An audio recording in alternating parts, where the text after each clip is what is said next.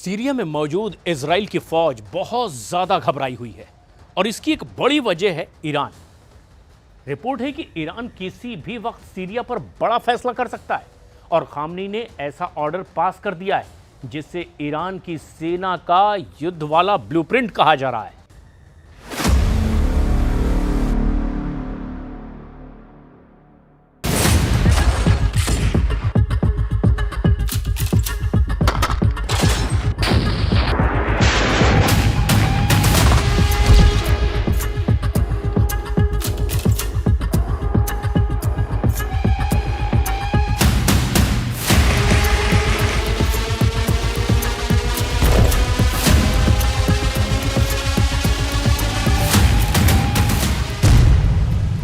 Syria में आएगा विनाशकारी प्रलय।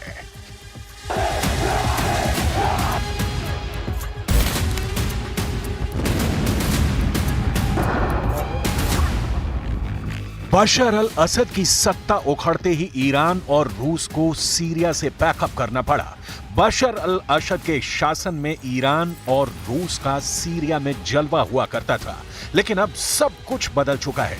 दमिश्क में जूलानी काबिज है, तुर्की अपना इलाका बढ़ाने को लगातार बेकरार है और इजरायल तो सीरिया में घुसकर अपनी मिलिट्री पोस्ट भी बना चुका है।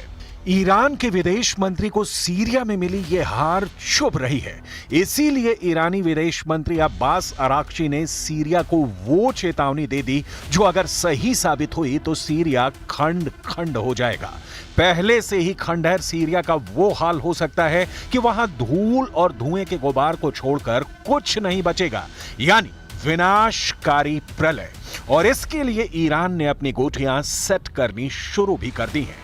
देखिए क्या कहा है अब्बास अराक्ची ने।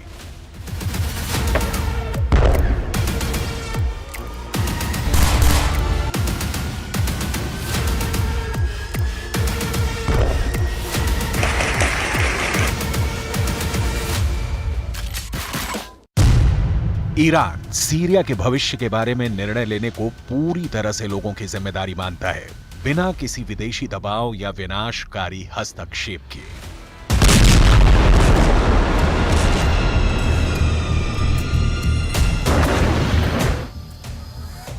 क्या कहना चाहते हैं ईरान के अब्बास अराक्ची, कुछ समझिए आप, अगर नहीं तो समझिए।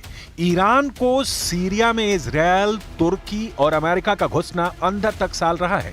ईरान को सीरिया छोड़ना पड़ा। इस गम को महीने बीत जाने के बाद भी ईरान भूल नहीं पाया है। ईरान सीरिया की हर हलचल पर नजर रख रहा है। می‌کنیم تحولات رو که اون نگرانی‌هایی که وجود داره به وقوع نپیونده.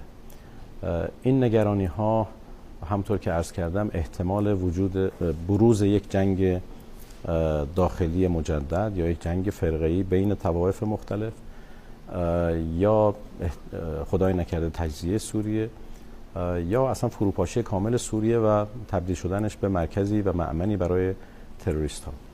و البته یک نگرانی ویژه هم جمهوری اسلامی داره و اون سوء استفاده رژیم صهیونیستی است، کما اینکه از دیشب هم یک تحرکاتی شروع شده و اینکه مناطقی در جولان اونها بخواد به تصرف مجدد در अराक्ची वही कह रहे हैं जो ईरान के सुप्रीम लीडर उनसे कहलवाना चाहते हैं।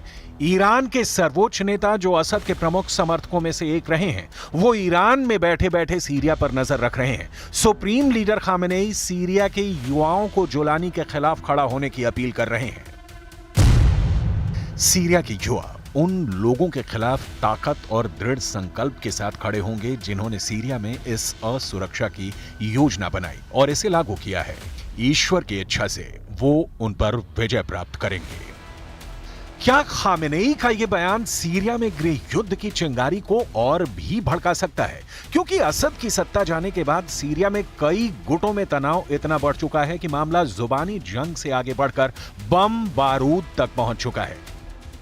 सीरिया में क्या चल रहा है, इसे समझने के लिए आपको सीरिया से आई कुछ तस्वीरों को देखना जरूरी है।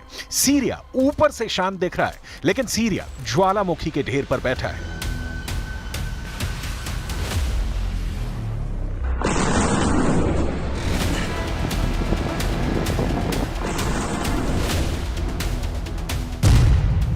सीरिया के होम्स में फायरिंग, सीरिया के होम से अचानक गोलियों की आवाज आने लगी, जिसने मुल्क में अमन की आस में बैठे आम बाशिंदों के दिलों को खौफ से भर दिया। गोलियों की आवाज सुनकर लोग चौंक गए और अपनी अपनी जान बचाने के लिए इधर उधर भागने लगे।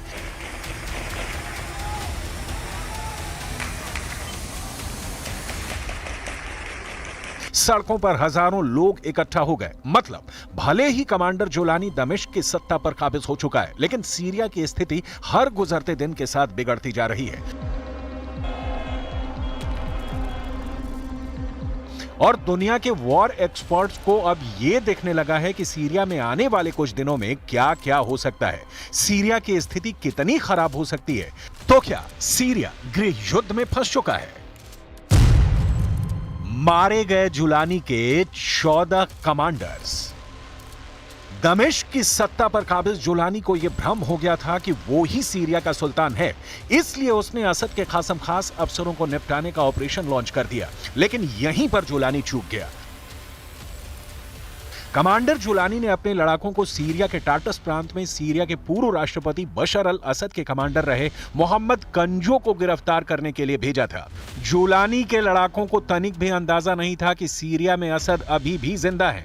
असद के लड़ाके पहले ही घात लगाकर जुलानी से दमिश्क का बदला लेने के लिए तैयार थे। नतीजा ये हुआ कि हजारों राउंड फायरिंग हुई और असद के लड़ाकों ने जुलानी के 14 कमांडर्स को मार गिराया। असद का मेजर जनरल मोहम्मद कंजो वो शख्स है जिसकी सीरिया की बदनाम जेल सेदनाया पर हुकूमत चलती थी। मोहम्मद कंजो के फैसलों से सैकड़ों नहीं हजारों लोगों को मौत के घाट उतार दिया गया।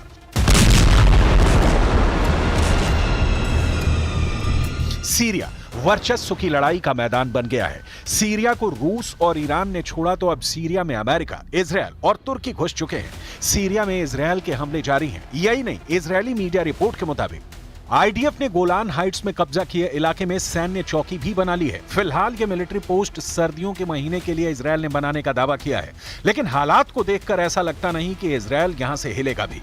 संयुक्त राष्ट्र गोलान हाइट्स को सीरिया के कब्जे वाला इलाका मानता रहा है। हालांकि बफर जोन पर कब्जे के तुरंत बाद इजरायली रक्षा मंत्री इजरायल काट्ज ने सेना को पूरे सर्दियों में रहने के लिए तैयार रहने का आदेश दिया।